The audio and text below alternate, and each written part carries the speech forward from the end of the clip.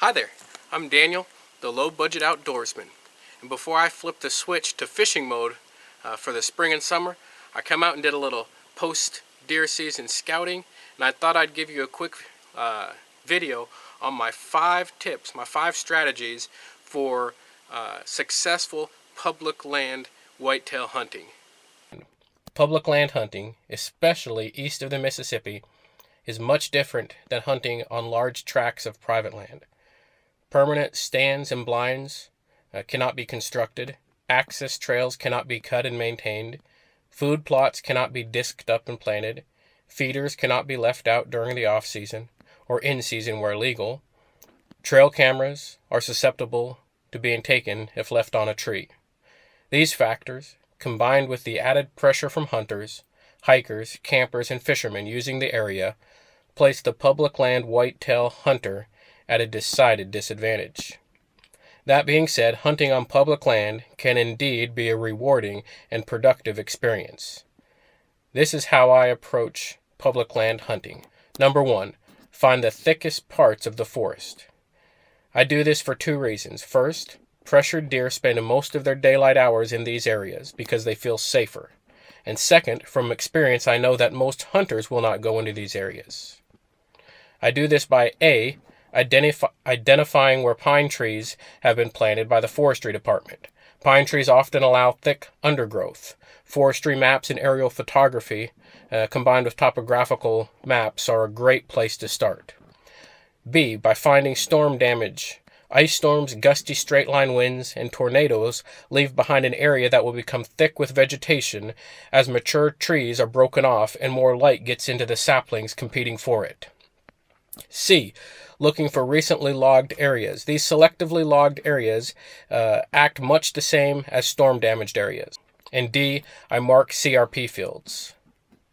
2, find the primary and secondary food sources adjacent to, or even better, within the thickest part of the forest. If pressured deer do not have to leave the safety of their thicket during the daylight hours, they won't. I do this by A, looking at aerial photography. Mature hardwood stands are noticeable within pine groves or CRP fields. B, putting boots on the ground. Secondary food sources are usually found by walking around and looking. Persimmons, apples, and pears are frequently found in these thicker areas, and thick areas are explored easiest during the winter, after the hunting season is over and the vegetation is still dormant.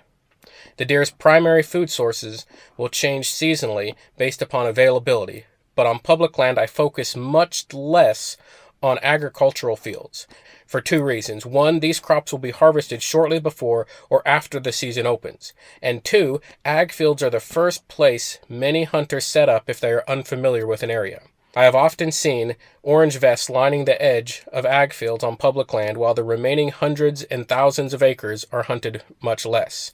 Privately owned fields that are adjacent to public land will often have permanent stands or blinds constructed on the property boundary. So when planning to hunt near private ag fields, stay back into the woods several hundred meters and hunt these areas during an afternoon hunt when the deer will be heading towards the ag fields, not in the morning when they're already out in them, but will inevitably have to pass the permanent privately owned stands and blinds.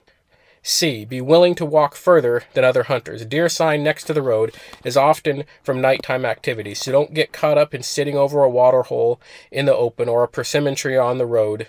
They won't be there during the day. The deer are not concerned with how far from a road they live. If the primary and secondary food sources near or in thick cover require a mile walk into the woods, then so be it. And 3, find the easiest way into the targeted area, keeping the seasonal prevailing winds in mind. Topographical maps are a good place to begin this phase of your scouting. If there is no other option than deer trails into a prime hunting spot, pick one and use the same trail each time. While many products may be good at getting rid of bacteria-related odors, there is no human scent eliminator because much of what a deer is smelling is actually our discarded skin cells. Humans shed 30,000 to 40,000 skin cells an hour. And while we have only around 5 million olfactory receptors to smell with, A deer has nearly 300 million olfactory receptors. That is the same amount as a bloodhound, which can smell as few as 1 or 2 individual skin cells on the ground or floating through the air.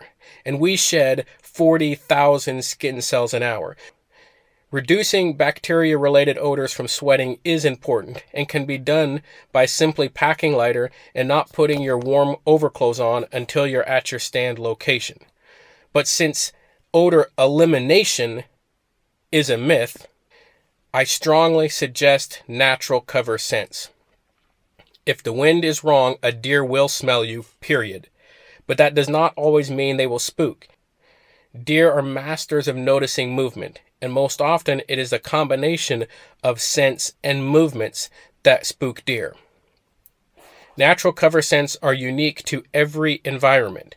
Why do I say this? Know specifically what is natural in the specific spot you are setting up in. Pine cover scent in a white oak stand in the middle of a CRP field is not natural. Red foxes are solitary and are constantly trotting or jogging everywhere they go, so a drag with red fox urine on it is not natural, but a small squirt here and there is much more natural. Raccoons are prevalent nearly everywhere, and they move much more methodically through the woods, so I like to drag raccoon scent. The public land deer we are targeting know exactly what a specific area is supposed to smell like. So even when using deer urine, try to buy urine that comes from a single deer. The deer that frequent that area know how many deer are in that general area. So using a whole bunch of deer scent from different deer is much less effective than using the same deer scent from the same bottle of the same specific deer. 4. Get in the woods early. A. This means early in the morning, but just as important, early in the season. Public land deer are much more routine-based and less wary in mid-September than they are in late December. B. On public land, you are not guaranteed your spot unless you are the first one there each morning. C. Deer will be more active outside of the safety of their thick cover at night, so slipping into the thick stuff while they are still out in the open woods or fields is extremely important. D. As other hunters begin arriving closer to daylight, they will inevitably bump deer on their way into the woods. And 5th, stay in the woods all day. This is difficult, but it is one of the most important public land hunting strategies.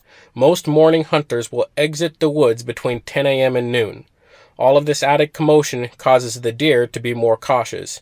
Deer cue off of squirrels, blue jays, crows, and any other creature that may sound an alarm. However, the deer will be moving and eating some during midday, and this happens when the morning hunters have exited and the woods calm back down.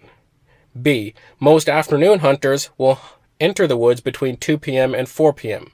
Once again, this provides an opportunity to have a deer jumped by someone else to move into our thick cover. C. Bring a few snacks. This will help you stay there all day. Taken out of their noisy wrappers and wrapped in a paper towel. And also bring water. And bring a large empty bottle with a good screw-on lid to pee in, since that will be necessary. If you follow these 5 tips and strategies: 1. Find the thickest part of the forest. 2. Find the primary and secondary food sources. 3. Find the easiest and quietest way in, keeping in mind prevailing winds. 4. Getting into the woods early, both early in the morning and early in the season. And 5. Stay all day. These 5 tips or strategies, I am convinced, will help you have one of the most productive public land whitetail hunting seasons of your life. Happy hunting. From me, Daniel, the low budget outdoorsman.